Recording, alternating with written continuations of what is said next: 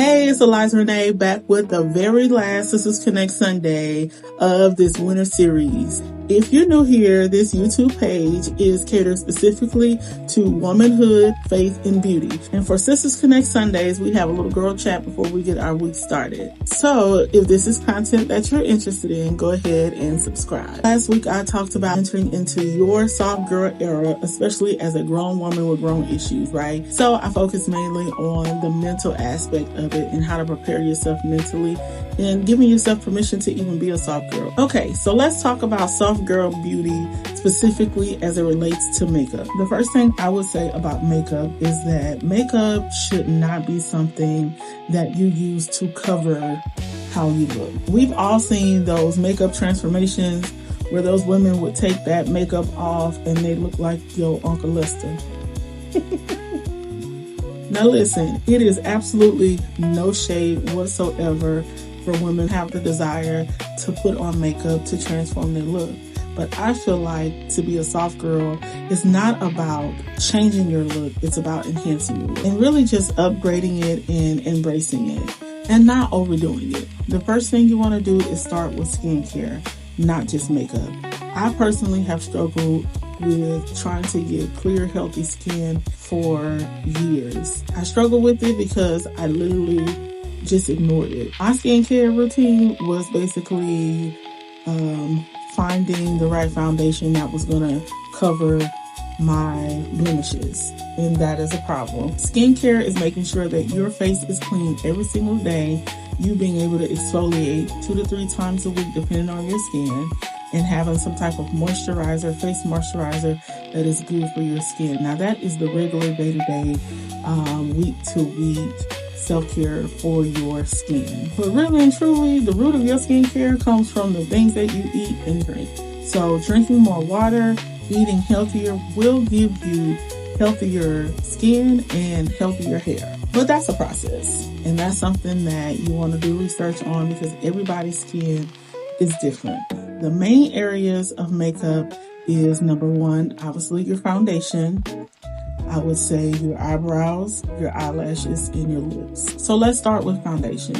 If you're overwhelmed with foundation, what type to get, I would suggest going to these stores that allow you to try on makeup. The thing about picking foundation, I think a lot of women, they're so focused on trying to get the right color when you need to figure out what is the right foundation for you.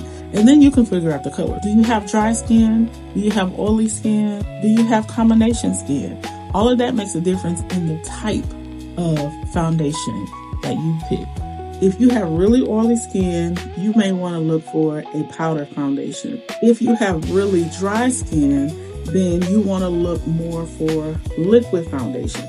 And your cream foundations are okay for people that have, normal skin. If you put powder foundation on your skin and you have dry skin, you're going to be walking around here looking real ashy. A lot of the foundation bottles have it on there for oily to dry skin, for normal skin. So picking the type based on your skin, but also knowing the type of finish you want. If you want like that dewy look, which is a really popular look now because it just looks like a natural glow for your skin, you get foundation that has a dewy finish. If you want a matte, more of a matte look, which is pretty much what I have on my face, then get something that has a matte finish. So anytime you see a foundation that says this is your finish, this is the finished look you want it to have. And some of them are just like a natural look. If you just want a natural look that kind of looks like normal skin, you go for those that has a natural finish. So the main thing is reading your bottles, and then you can play around with the color. If you have pretty good, healthy skin, and you're the type of woman that people say, oh, you don't need makeup, baby, consider yourself blessed. Or if you're a woman who's not into the makeup look, or you really don't want a matte finish or to look like that, but you want something again to enhance your skin, I suggest a tinted moisturizer. That is a good start. They are really good, beginner friendly. Throw something in your face, but keeping your face moisturized and having a slight tint to it without being overwhelmed with the makeup.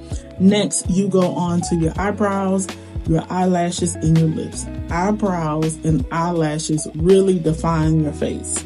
So I would take some time to watch some videos and get your technique down to try to get your eyebrows as clean as possible and nice as possible. They do need to look neat and clean. I do have a video on my page of me doing my face. And so if you just want to watch a video that shows that, I have that, and I will continue to do content on tips on how to do things like your eyebrows and your eyelashes and things like that. So subscribe for more of that content. You'd be surprised how a little bit of foundation, a cleaned up eyebrows and eyelashes, you know, even a little lip gloss could enhance your look so much more, and of course, boost your confidence. So hair care is a staple. Makeup is fine, but hair, I'm telling you, if you don't even have an ounce of makeup on your face, if your hair is fly, it really just solidifies your look. If you do have it like that, by all means, go to your stylist on a consistent basis. But if you don't have that, you need to make sure that you at least have a go-to style that does need to be tended to, and it needs to look like you spent more than 30 seconds on it on a day-to-day basis. You know, back in the day, we used to have those magazines, but you know, in the hair salon, and you got to look at those hair magazines and see all those styles. And so you want to make sure you pick at least 2 to 3 go-to styles, whether that's your natural hair, whether that's braids, whether that's a sew-in, whether that's wigs. It doesn't matter. I would say, what is your signature look when it comes to your hair?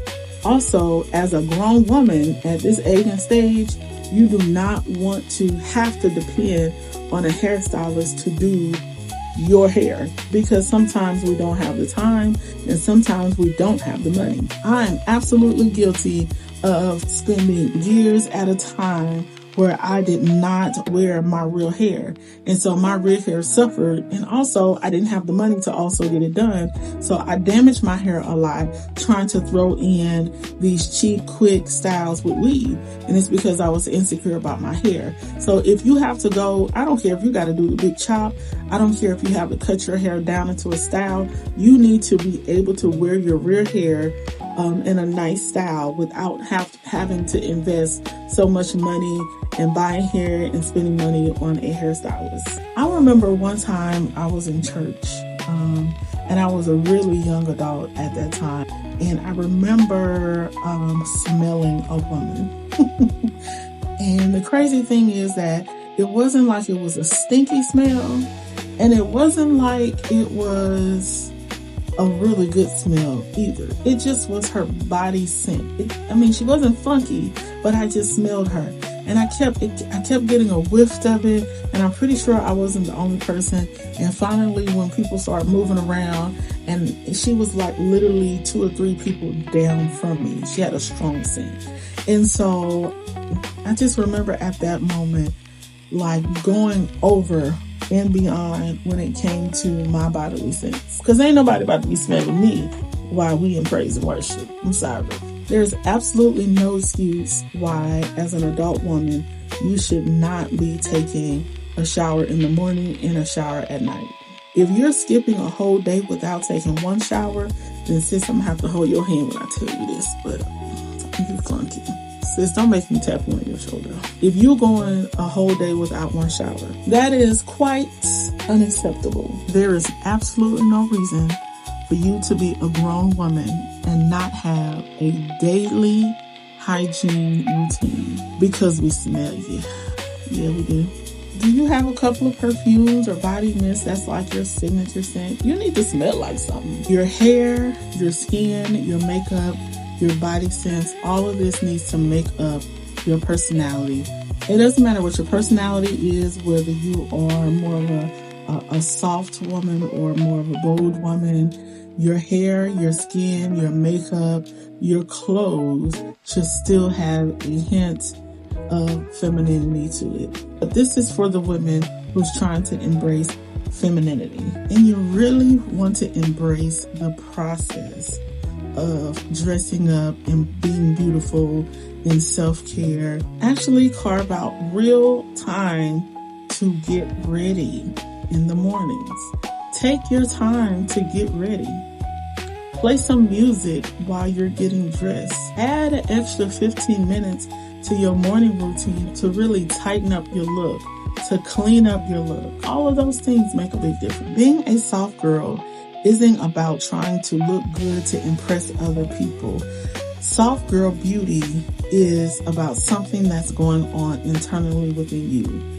It's you showing the world how you value yourself. You can tell when you don't care about yourself. It's about taking time to finally give you the care that you deserve.